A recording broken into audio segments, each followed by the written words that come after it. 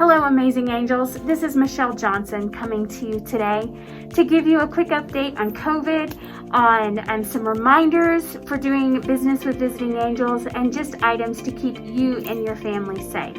First of all, I'm wearing a mask. I'm wearing a mask to remind you to wear a mask.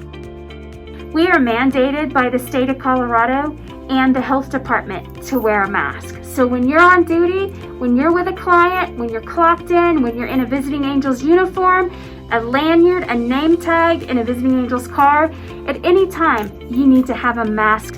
If you go into a grocery store and it's after shift, but you're wearing a visiting angel's scrub and they can tell you're with visiting angels, you must wear a mask. When you go on break, you may take that mask off to get some fresh air so that you do not have to sit there the whole time, and you can get a break from that as well.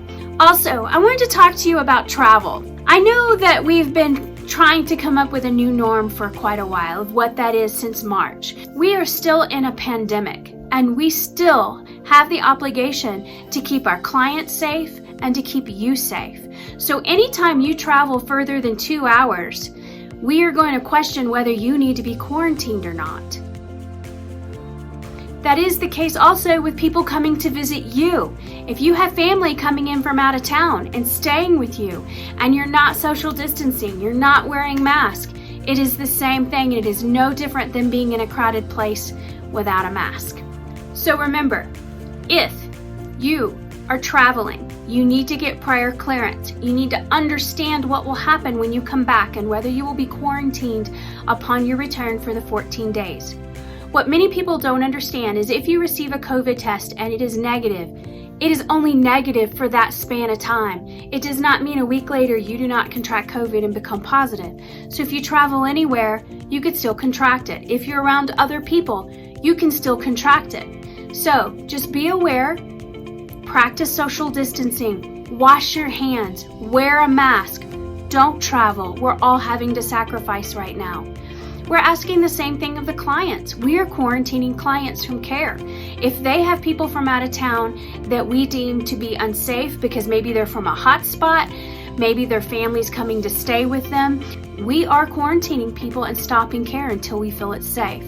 So please know we're holding clients, ourselves, and caregivers to the same standards. Let's talk about pay for a minute. Most of the paid programs have ended at the end of June. However, there's still one available if you get diagnosed with COVID, if a child gets diagnosed with COVID, or a close family member, just like with the Family Medical Leave Act. This act is called the FFCRA, the Federally Mandated Corona Family Relief Act. What happens is if you are asked to quarantine by a government official or a health department, if you are suspected to have COVID, if you're being tested for COVID, if a child, a parent, or someone of the like has COVID, you can get up to 80 hours in a year of paid leave. If you get sick, please make sure you contact HR so we can put you through the program and see if we can get you some supplemental income. The last thing I want to say is thank you so much. We know that these times are trying. We know what it's like to be isolated, to not be able to go anywhere, to not be able to travel, to see the families and friends, to cancel plans, for things to just be different. We know mentally, spiritually, physically, this is hard on everyone, and we want you to be safe, and we want the clients to be safe. So we want to thank you for all you're doing to make that happen. There's so much that is different right now than even 9 months ago. So we want to say thank you for hanging in there. You really are heroes. We really do appreciate you. Thank you so much. We're better together.